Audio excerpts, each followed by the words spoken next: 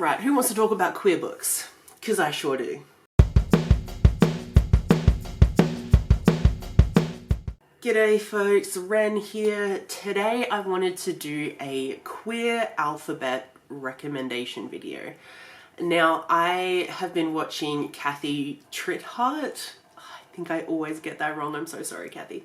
But I have been watching Kathy's videos for years, and sometimes twice a year, but at least like once a year, Kathy will put out a queer A to Z recommendation list. And they're always great recommendations, so many books that I hadn't heard of or a bunch that I have, and I love the queer alphabet challenge thing. So this is very much inspired by those videos, and I will leave a link to the playlist and Kathy's channel down below, so please go check all of that out. But as well as that, if you've seen any of my journal videos, you will have noticed that every year I put in a spread for a queer alphabet challenge.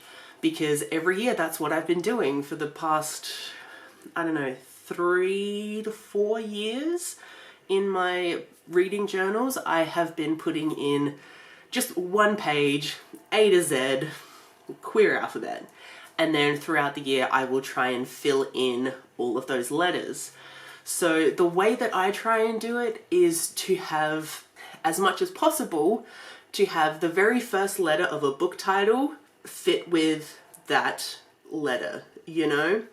So, for instance, if it was a W, for reasons, then, you know, the title would start with the letter W and go on from there.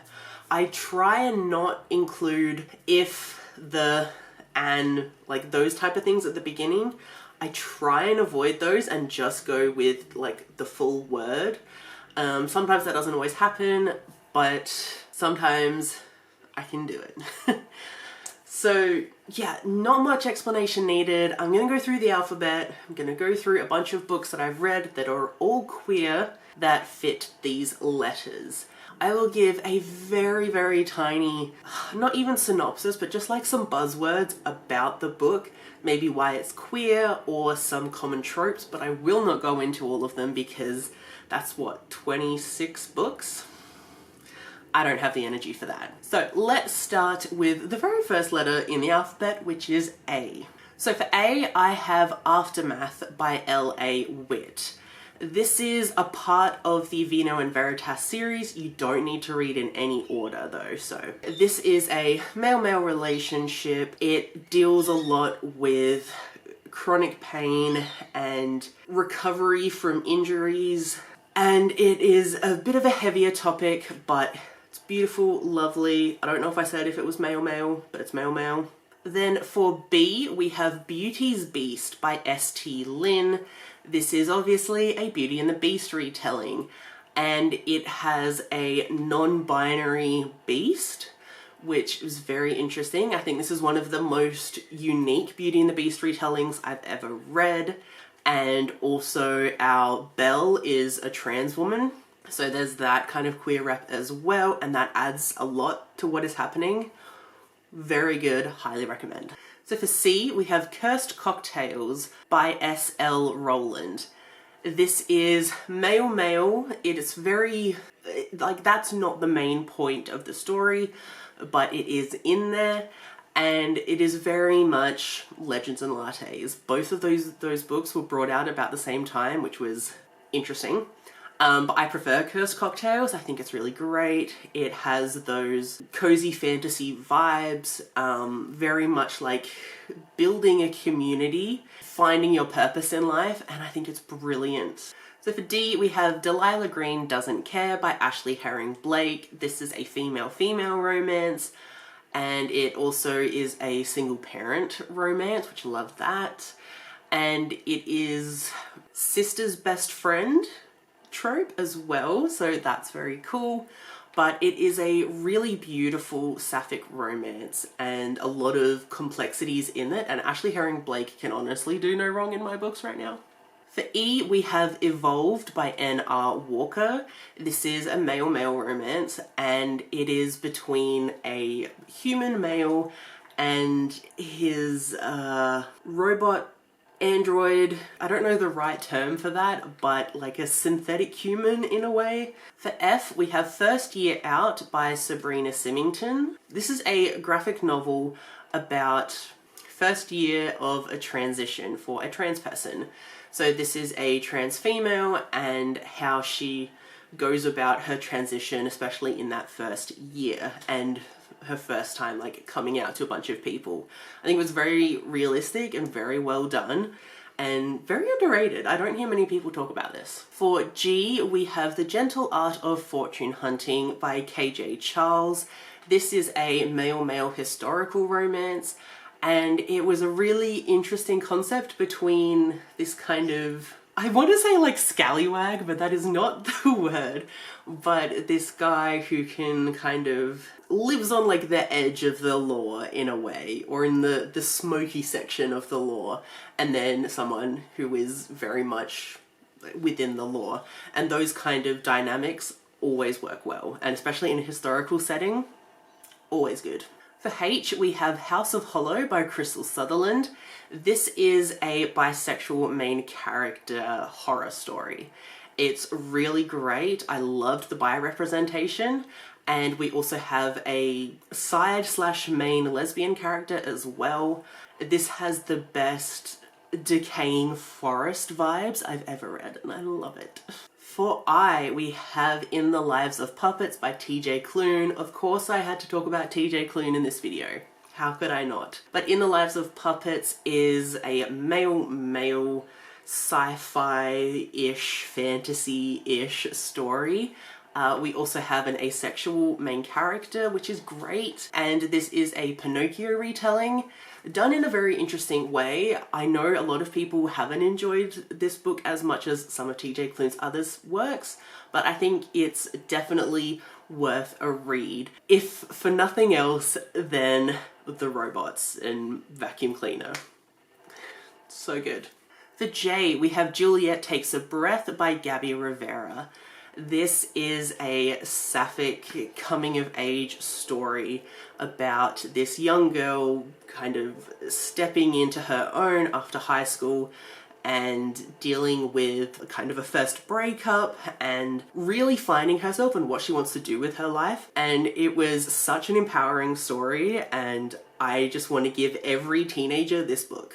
For K, we have Kogitsune by Jaja Lake.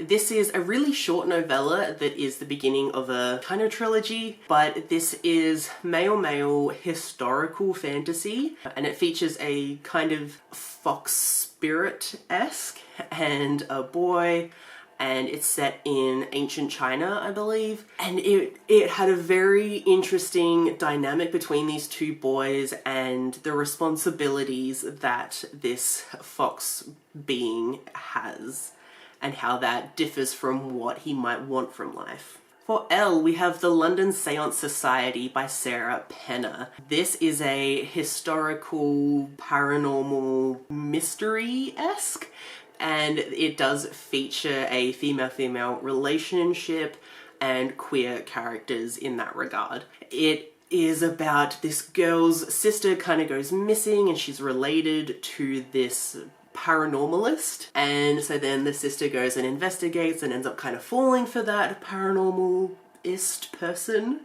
and a big kind of unraveling mystery unfolds. So good. I read this in a day. For M, we have My Dearest Darkest by Kayla Cottingham. This is a YA horror featuring a sapphic relationship and some differing queer identities kind of within the sapphic umbrella, and it's a really interesting and creepy story about the consequences of wishes, shall I say. Very creepy, highly recommend. For N, we have None of the Above by Travis Alabanza. This is a non-fiction memoir, I guess, about Travis's life and how they've tried to discover who they are. It's absolutely phenomenal. It pulled at so many of my heartstrings because I definitely related to a lot of what Travis was trying to discover about themselves. Like, Travis doesn't necessarily identify themselves because they're still trying to figure that out. It's just phenomenal the way that they've like almost like researched themselves to try and find themselves. Absolutely fascinating. Highly, highly recommend. For O, we have Of the Wild by E. Wamheim. This is a short little novella. It is a fantasy and it has a kind of male-male sprinkling of a romance, but it also has a trans male main character, and this is about these like forgotten children being cared for by a creature of the forest. And just the found family vibes were amazing, and what was happening to these children was amazing once they got into the forest. Not while they were outside the forest, if you know what I mean. But it was a really interesting world, and I wish there was more of it. For P, we have A Psalm for the Wild Built, as well as A Prayer for the Crown Shy, both by Becky Chambers. This is a novella duology, and it's phenomenal. We have a non-binary main character, and it is this kind of cozy sci-fi fantasy world, and it is about this main character who had a career as a tea monk, but they don't really want to do that anymore, so they're going to try and find themselves. They go off into the forest and they find a robot. You know, no one's really seen a robot for a really long time because of some issues that happened in the past, and this robot has come to find out how the humans are going since the robots left the humans to their own devices. And it's just this really beautiful friendship that they form. It really kind of makes you question humanity and what it means to be human, and you're just sitting there questioning a whole lot of things while also being immersed in the most cozy vibes. For Q, we have Queer Power by Dominique.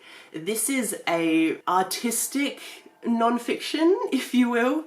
It is by Dominique, who is a illustrator, and they've put together this like almost like a history book of many queer people, whether they're famous or not so famous, and talks about their impact on the queer community and the world at large. Their art is amazing and I love it, but they also focus on so many different types of queer identities, as well as a whole bunch of queer issues that you might not be aware of.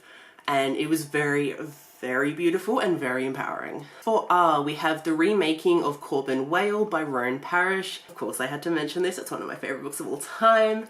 And this is a male-male romance about this guy going back to his hometown. He opens up a bakery and a customer there really catches his eye.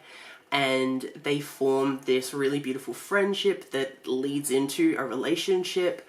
And it has some really great autism rep. And just the way these two love each other is beautiful, and the way Corbin's autism is just like accepted and explored in the most beautiful way. Love it. For S, we have Stay Gold by Toby McSmith, but this is a YA romance featuring a trans man. I was completely blown away by this book. It shocked me with how good it was. I didn't expect it. It has some really hard-hitting topics because obviously we have this trans man main character, and he's trying to pass at this new school, and he does for the most part until he doesn't. And then there is a lot of repercussions from that, and that is really, really heartbreaking. But he's also entering into this relationship with a very popular person. And then there's a lot of ramifications from that as well. Very hard hitting, but so worth a read. For T, we have Trans Wizard Harriet Porber and the Bad Boy Parasophilus, potentially, by Chuck Tingle. This is a parody of, I think you can guess, done in the best Chuck Tingle way. It's hilarious. I love it. We have two trans main characters, and it's just about this one character going to this little like secluded area to, I think they were writing a book potentially, and then they meet this bad boy and they enter into a relationship. There's some issues with his ex. It's like, you're there for the wild ride, and it definitely is that, but it put a huge smile on my face the whole time I was reading it. For you, we have Unguarded by Jay Hogan. This is another in the Vino and Veritas series. Again, you don't need to read it in any order. This is a male-male romance, and it is about this guy who's trying to kind of pick up the pieces with his life. He's just left an abusive ex, and he ends up meeting this veterinarian, and they get along really great. They enter into a romance, but there are obviously still a lot of scars from that previous relationship. So there are some heavy topics dealt with, but it is a beautiful love story. For V, we have Vampire Blood Drive by Mira Ong Chua.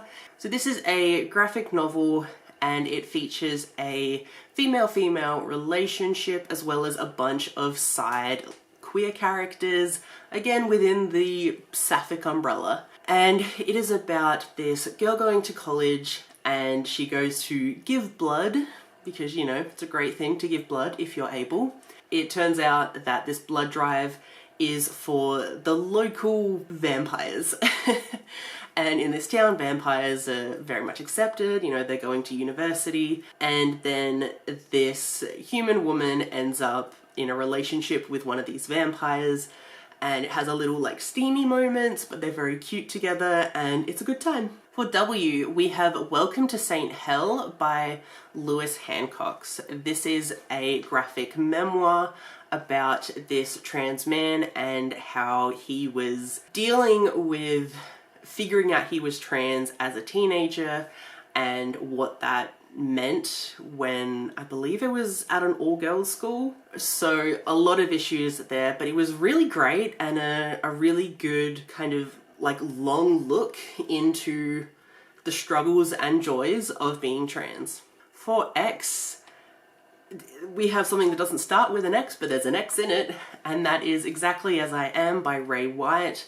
This is a poetry collection by a non-binary poet, and a lot of the poems are about being non-binary and exploring that, finding the joy in it. Also, you know, going through the confusion of it in regards to society. But this was a fantastic poetry collection, and it hit every one of my heartstrings because I related a lot to it, but it was so beautiful. For Y, we've got You've Lost a Lot of Blood by Eric LaRocca. This is a horror novel, and it features a sapphic, not a romance, I would say, but we have a queer main character, and she has a bit of a thing with another female, but this is a very twisty kind of tale where you're not really sure what's real and what's not. Very twisty-turny, but a great time. And then finally, for Z, we have another book that doesn't start with a Z, but the author's name has a Z. There's only so much you can do for the letter Z, you know? But that is Iron Widow by Ziran J. Zhao, and this is a polyamorous, queer, sci-fi time.